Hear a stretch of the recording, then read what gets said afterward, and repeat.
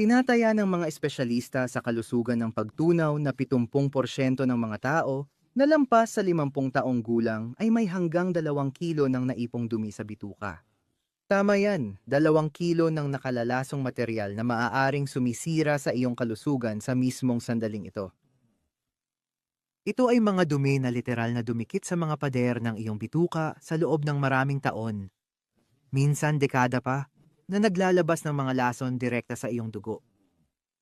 Ang magandang balita, isang simpleng kombinasyon na gawa sa bahay ang kayang alisin ang mga dumi na ito sa loob lamang ng 5 gabi. Maghanda kang magulat sa kung ano ang lalabas sa iyong dumi pagkatapos ng natural na paggamot na ito na ibabahagi ko ngayon.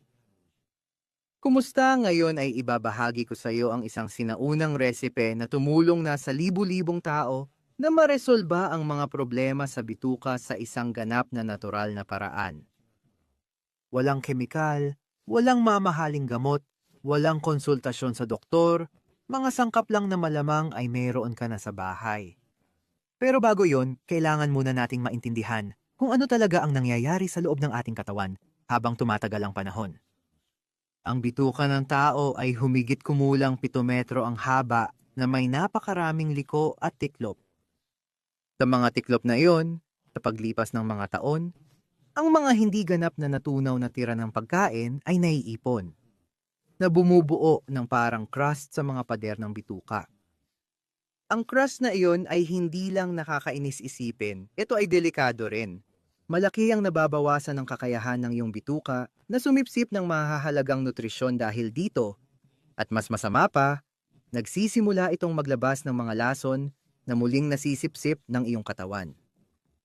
Parang unti-unti kang nalalason mula sa loob. Habang lumilipas ang panahon, lalo na paglampas mo ng 50 taon, lalong lumalala ang problema. Ang ating sistemang panunaw ay natural na bumabagal. Mas kaunti ang nagagawang digestive enzymes at ang paggalaw ng bituka, yung mga kilos na nagtutulak sa pagkain sa loob ng digestive system, ay mas bumabagal din. Kaya naman maraming tao sa ganitong edad ang nakakaranas ng chronic constipation, kabag, bloating, at palaging pakiramdam na mabigat ang tiyan. Alam mo ba na ang bituka ay madalas tawaging pangalawang utak ng katawan ng tao? Dahil ito ay may higit sa 100 milyong nerve cells, mas marami pa kaysa sa buong gulugod mo. Ang mga selulang ito ay bumubuo ng isang network na direktang nakikipag-ugnayan sa utak na lumilikha ng matibay na koneksyon sa pagitan ng bituka at isipan. Kaya kapag hindi maayos ang paggana ng iyong bituka, buong katawan mo ay naaapektuhan. Maraming tao ang hindi napapansin ang koneksyong ito. Pero ang mga problema tulad ng nerbiyos, hirap sa pagtulog, palaging pagod, at maging matinding kalungkutan ay maaaring direktang konektado sa kalusugan ng iyong bituka. Ipinapakita ng mga bagong pag-aaral na hanggang 75% ng substansya na nagpapasaya at nagpapagaan ng ating pakiramdam ay ginagawa sa bituka.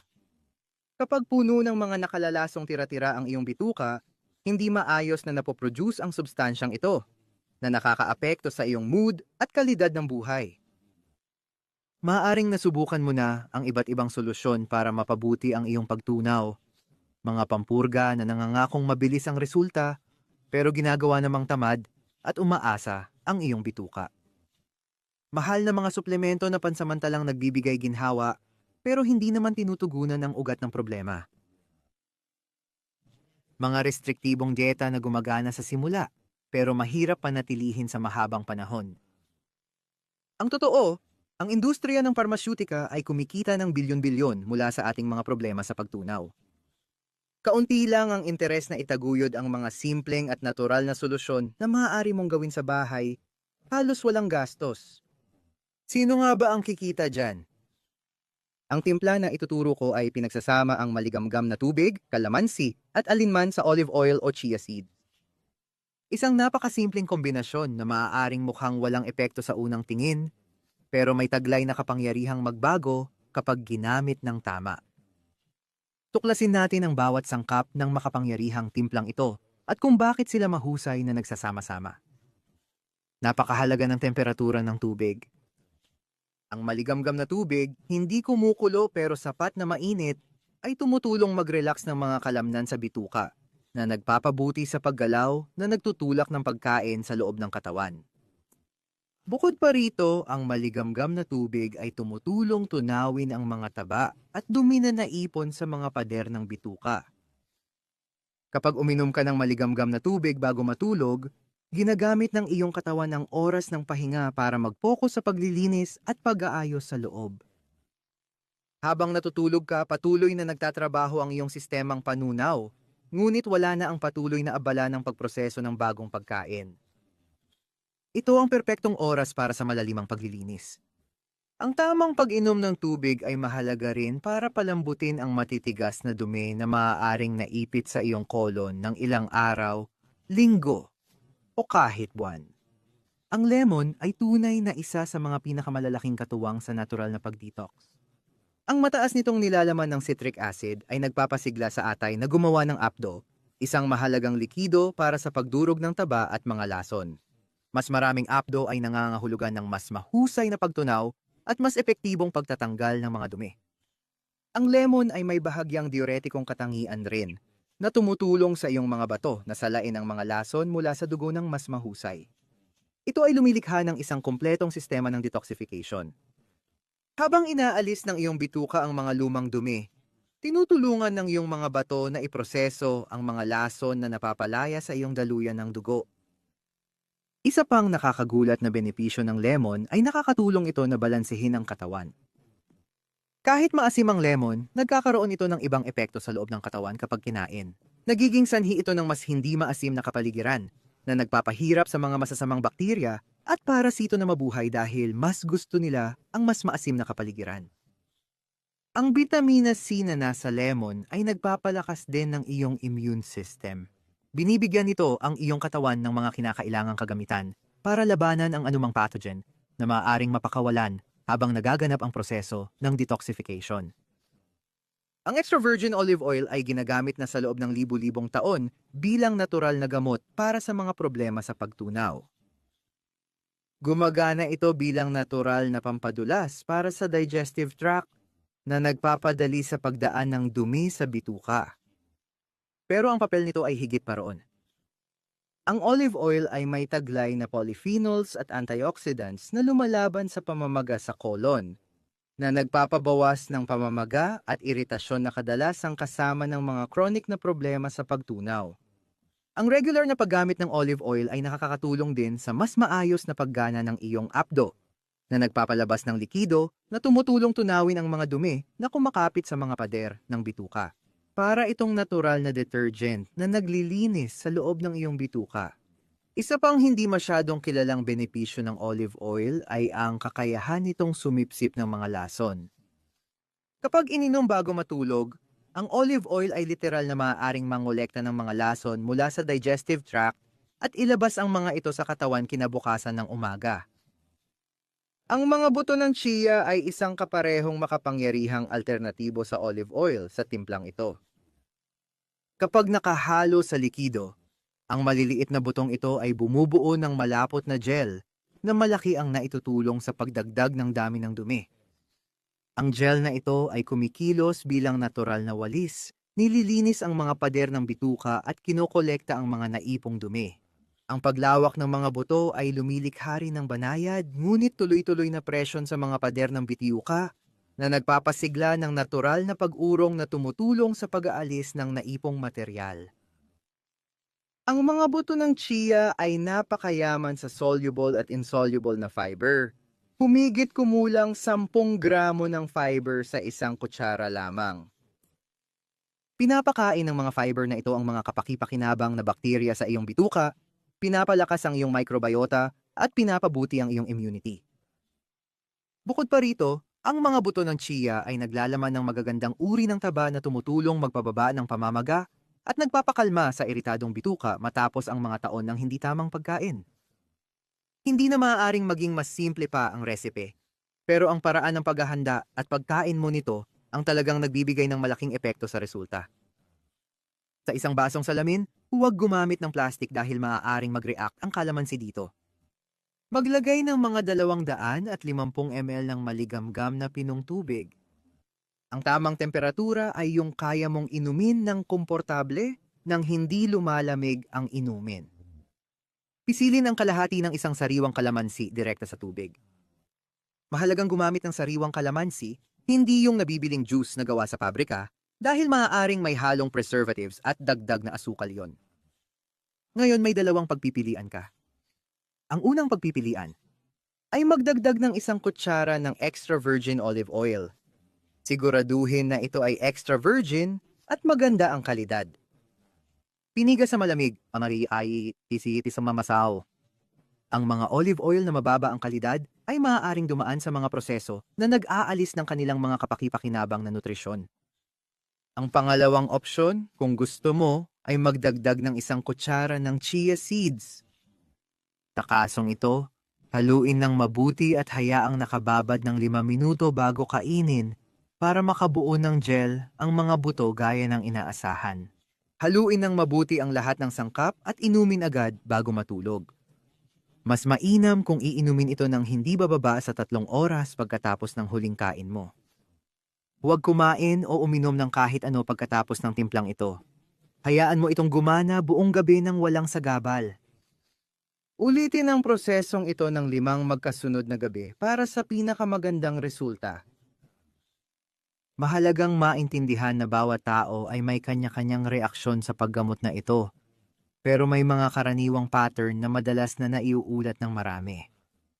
Sa unang araw, maaaring hindi mo agad mapansin ang malalaking pagbabago, bagaman may ilang tao na nagsasabing mas ramdam nila ang paggalaw ng kanilang bituka kinabukasan. May ilang tao na nakakaranas ng mas madalas na utot, na senyales na nagsimula na ang proseso ng detoxification. Sa ikalawang araw, malamang na mapapansin mo ang pagbabago sa lapot at kulay ng iyong dumi. Maaaring maging mas madilim o medyo berde ang mga ito na nagpapahiwatig na may lumang apdo na inilalabas ng katawan. May ilang tao na naguulat ng maliliit na madidilim na piraso sa kanilang dumi. Ito ay mga lumang tira-tira na nagsisimulang humiwalay mula sa mga pader ng bituka. Sa ikatlong araw, dito nagsisimulang makakita ng mas kapansin-pansing resulta ang maraming tao. Maaaring makapaglabas ka ng material na parang goma o parang uhog ang lapot. Huwag kang matakot. Ito mismo ang mga tirang dumi na matagal nang nakadikit sa mga tupi ng iyong bituka.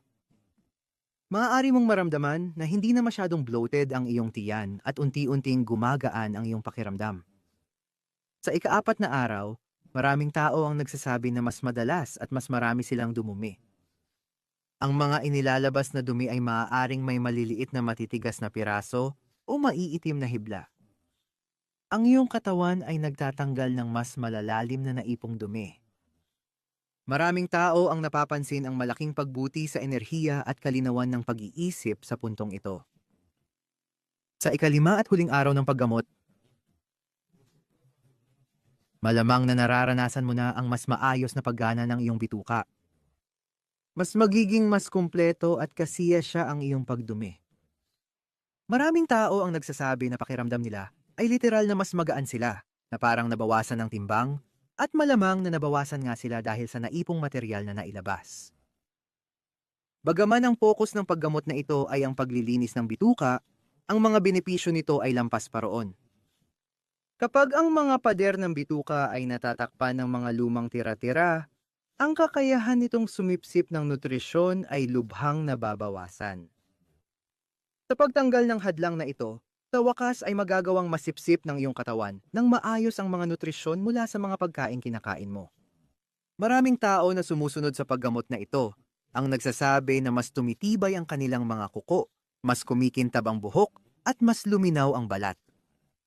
Ang mga ito ay mga palatandaan ng pinabuting nutrisyon ng selula. Ang mababang antas ng talamak na pamamaga ay nasa ugat ng maraming sakit na kaugnay ng pagtanda.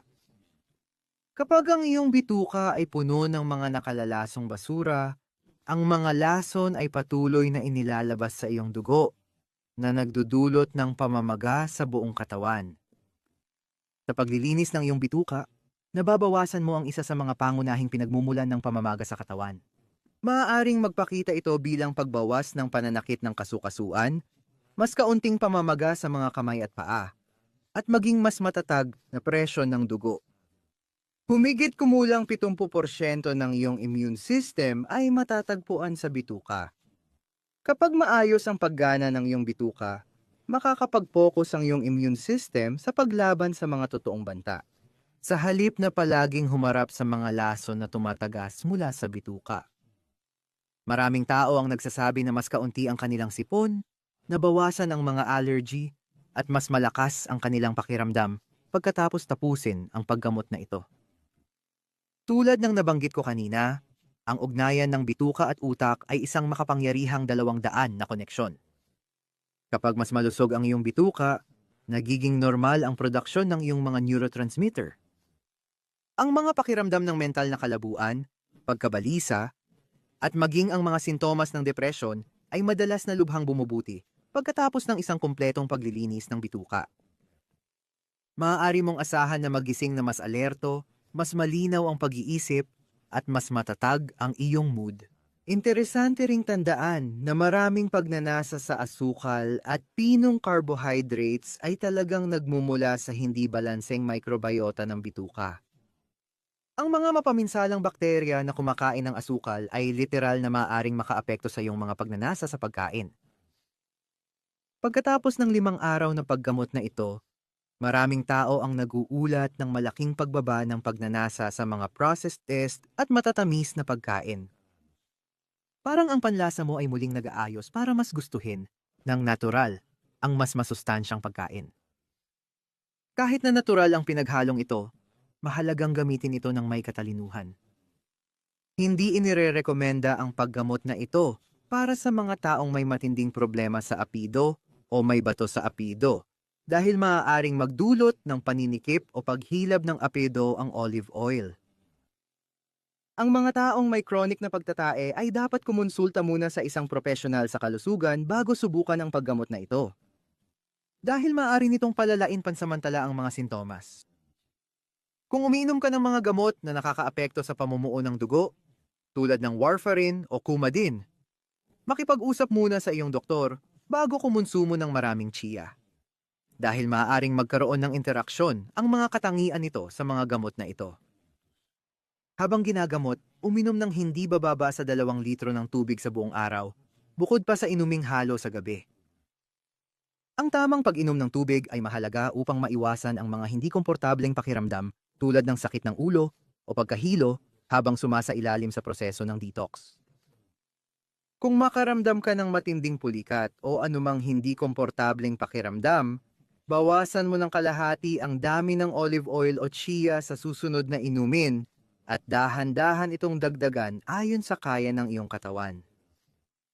Para mapanatili ang mga benepisyo ng paggamot na ito sa paglilinis ng bituka sa pangmatagalan, isaalang-alang na ulitin ang 5 araw na protokol na ito tuwing bawat 3 buwan para sa regular na pagpapanatili ng kalusugan ng bituka.